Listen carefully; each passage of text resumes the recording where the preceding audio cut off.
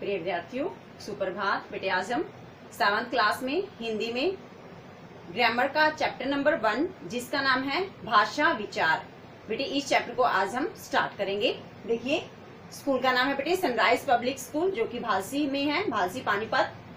कक्षा है बेटे, क्लास है बेटे 7th, विषय है हमारा हिंदी और पाठ है हमारा फर्स्ट। और पाठ का नाम देखिए बेटे, पाठ का नाम है भाषा विचार। तो बेटे आज हमारा फर्स्ट चैप्टर है ग्रामर में, चैप्टर का नाम है भाषा विचार। यह चैप्टर हमारा बेसिक चैप्टर है और इस चैप्टर को 2nd 3rd क्लास से बेटे पढ़ना शुरू कर देते हैं।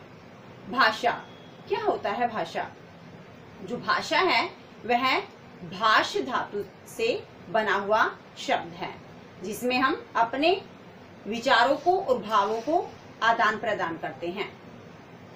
विचारों और भावों को बोलकर भी प्रदान किया जाता है, आदान प्रदान करते हैं बेटे, और लिखकर भी आदान प्रदान किया जाता है। कई बार हम सांकेतिक भाषा भी यूज करते हैं, इशारों से भी कई बार हम अपनी बातों को दूसरे को समझाने की कोशिश करते हैं। तो आज हम चैप्टर को स्टार्ट करते हैं। चैप्टर नंबर 1 है बेटे, चैप्टर का नाम है भाषा विचार। प्रिय विद्यार्थियों, सुप्रभात। बेटे आज हम 7th क्लास में ग्रामर का फर्स्ट चैप्टर स्टार्ट करेंगे। बुक का नाम है बेटे मैं और मेरा व्याकरण और पाठ का नाम है बेटे भाषा विचार। तो आज हमारा फर्स्ट चैप्टर रहेगा ग्रामर में। बुक का नाम है बेटे मैं और मेरा व्याकरण और चैप्टर का नाम है बेटे भाषा विचार। चैप्टर नंबर 1 है ये, ध्यान से देखिए बेटे। भाषा शब्द भाष धातु से बना है। भाषा शब्द किससे बना है बेटे? भाष धातु से, जिसका अर्थ है बोलना। भाषा जो शब्द है वह संस्कृत की भाष धातु से बना है और इसका अर्थ है बोलना। सभी प्राणियों द्वारा मन के भावों का आदान प्रदान करने के लिए भाषा का प्रयोग किया जाता है। सभी प्राणियों द्वारा अपने मन की बातों को दूसरों को बताने के लिए किसका प्रयोग करते हैं बेटे? भाषा का। भाषा, पशु पक्षियों की बोलियों को भाषा नहीं कहा जाता। भाषा क्या होता है बेटे? जो हम बोलते हैं। पशु पक्षी तो बोलते नहीं, तो इनकी जो बोली है, जैसे ये मूक भाषा में अपने विचारों का आदान प्रदान करते हैं, तो इसको हम भाषा नहीं कह सकते, वह बोली में आएगा। और भाषा क्या होता है कि जब हम अपने मन के भावों को दूसरों के सामने प्रकट करते हैं तो वह भाषा का रूप होता है, वह उसे भाषा कहते हैं। इसलिए पशु पक्षियों की बोलियों को भाषा नहीं कहा जाता। इस प्रकार भाषा वह साधन है, इस प्रकार से भाषा वह साधन है जिसके द्वारा मनुष्य बोलकर, सुनकर, लिखकर अथवा पढ़कर अपने मन के भावों या विचारों का आदान प्रदान करता है। इसलिए बेटे भाषा क्या है? भाषा वह साधन है जिसके द्वारा मनुष्य बोलकर, लिखकर, पढ़कर, ये 3 पार्ट यहाँ बताए बेटे, जिसमें हम बोलते हैं, सामने वाला क्या करता है? सुनता है। जब हम लिखते हैं, सामने वाला क्या करता है बेटे? उसको लिखे हुए को पढ़ता है।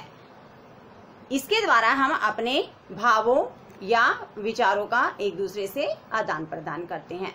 तो भाषा क्या है बेटे? भाषा वह साधन है जिसके द्वारा मनुष्य बोलकर, सुनकर, लिखकर व पढ़कर अपने मन के भावों या विचारों का आदान प्रदान करता है। भाव या विचारों का आदान प्रदान क्या होता है?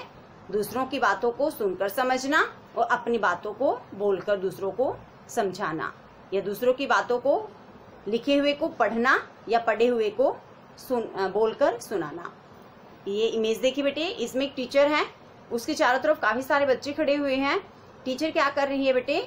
बोलकर बच्चों को समझा रही हैं। उनके सामने हिंदी की पुस्तक है और जो अध्यापिका है इस पिक्चर में, वो बोलकर बच्चों को समझा रही है। तो इस पिक्चर में बेटे जो अध्यापिका है वह बोलकर अपने मन के भावों को बच्चों को समझा रही है। तो यह भाषा का कौन सा रूप हुआ जिसमें बोलकर समझाया जाता है? यह होता है बेटे मौखिक रूप। नेक्स्ट देखिए बेटे, नेक्स्ट जो पार्ट है इसमें एक बच्चा खड़ा है, उसके हाथ में क्या है बेटे? उसके हाथ में एक पुस्तक है। बाकी बच्चे बैठे हुए हैं, बाकी बच्चों के हाथ में भी पुस्तक है। ये जो बच्चा खड़ा है यह क्या कर रहा है, यह पढ़ रहा है, ठीक है। इसके सामने लिखित शब्द हैं और यह लिखे हुए शब्दों को क्या कर रहा है बेटे, पढ़ रहा है, ठीक है। यानी कि यह पढ़कर बोलकर अपने भावों को दूसरों के सामने बता रहा है। यानी कि इसके सामने लिखे हुए शब्द हैं, दूसरे बच्चों के सामने भी लिखे हुए शब्द हैं, वे उसमें से समझ रहे हैं और यह बच्चा क्या कर रहा है, पुस्तक में से देखकर अपने भाव और विचारों को इन दूसरे बच्चों के सामने प्रकट कर रहा है। मन के भाव या विचार, यानी कि ये जो चैप्टर इसके सामने ओपन है ये उसको समझा रहा है। नेक्स्ट क्वेश्चन हमारा आता है बेटे, भाषा के रूप कितने होते हैं। भाषा के कितने रूप होते हैं। मुख्य रूप से भाषा के दो रूप होते हैं। भाषा के दो रूप होते हैं, एक होता है बेटे मौखिक भाषा और दूसरा होता है बेटे लिखित भाषा। भाषा के कितने रूप हुए, मौखिक भाषा और लिखित भाषा। भाषा का वह रूप जिसमें एक व्यक्ति बोलकर विचार या मन के भावों को प्रकट करता है और दूसरा व्यक्ति सुनकर उसे समझता है, उसे मौखिक भाषा कहते हैं। बेटे जैसे मैं आपको इस वक्त बोलकर सुना रही हूँ, मैं आपको दिख रही हूँ, आप मेरे बोले हुए शब्दों को सुन रहे हैं, तो इस वक्त मैं जिस भाषा का प्रयोग कर रही हूँ वह कौन सी भाषा है, वह मौखिक भाषा है। कैसे, क्योंकि मौखिक भाषा में बेटे एक व्यक्ति बोलकर अपने विचारों को या मन के भावों को दूसरे व्यक्ति के सामने प्रकट करता है और दूसरा व्यक्ति सुनकर समझता है। जिसे आप मेरी बातों को सुनकर समझ रहे हो तो यह भाषा का कौन सा रूप हुआ, यह भाषा का मौखिक रूप है। नेक्स्ट देखिए, जैसे इसका एग्जाम्पल दे रखा है, टेलीफोन, आप टेलीफोन पर बातें करते हो, दूसरा व्यक्ति आपकी बातों को सुनता है। दूरदर्शन यानी कि टेलीविजन पर बेटे आप सीरियल देखते हो, कोई भी फिल्म देखते हो, तो उसमें क्या है, उसमें जो करैक्टर होते हैं वे भी तो अपनी बातों को बोलकर ही आपको समझाते हैं। भाषण, भाषण में चाहे नेता है या बच्चा जिससे स्कूल में भाषण देता है, तो उसमें क्या है बेटे, बच्चा बोलकर अपनी बातों को दूसरे के सामने समझाता है।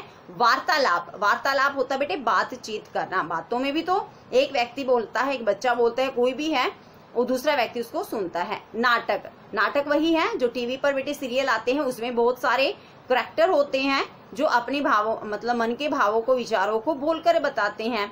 नेक्स्ट एग्जांपल है रेडियो। रेडियो में भी तो ऐसा ही होता है कि रेडियो है, उसमें बेटे जैसे समाचार सुनते हैं, रागिनी आती है, गाने सुनते हैं, उसमें भी तो हम दूसरे की बातों को सुनकर समझते हैं।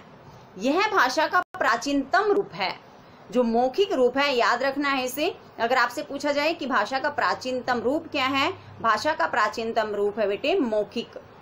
क्यों, क्योंकि देखो लिखना तो काफी समय बाद सीखा गया था, जबकि बोलना पहले सीखा था आदमियों ने, मनुष्यों ने। तो यह भाषा का प्राचीनतम रूप है क्योंकि मनुष्य ने बाद में बोलना सीखा, इस रूप का प्रयोग अधिक होता है। क्योंकि बेटे मनुष्य ने बाद में बोलना सीखा, बाद में लिखना सीखा था, जबकि पहले बोलना सीख लिया था। तो भाषा का प्राचीनतम रूप क्या हुआ, मौखिक भाषा। लिखित रूप प्राचीनतम रूप नहीं है क्योंकि मनुष्य ने बाद में लिखना सीखा था। पहले काफी प्रोग्रेस हुई, फिर पहले तामपत्रों पर लिखा गया, फिर भोजपत्रों पर बेटे पत्थरों पर लिखा जाता था, उसके बाद थोड़ा सा मतलब प्रोग्रेस होती रही और बाद में भाषा का लिखित रूप भी हमारे सामने आया, जो काफी प्राचीन है लेकिन प्राचीनतम नहीं है। तो बेटे आज हमने क्या पढ़ा है, आज हमने भाषा का फर्स्ट पार्ट पढ़ा है, पहला भेद पढ़ा है मौखिक भाषा।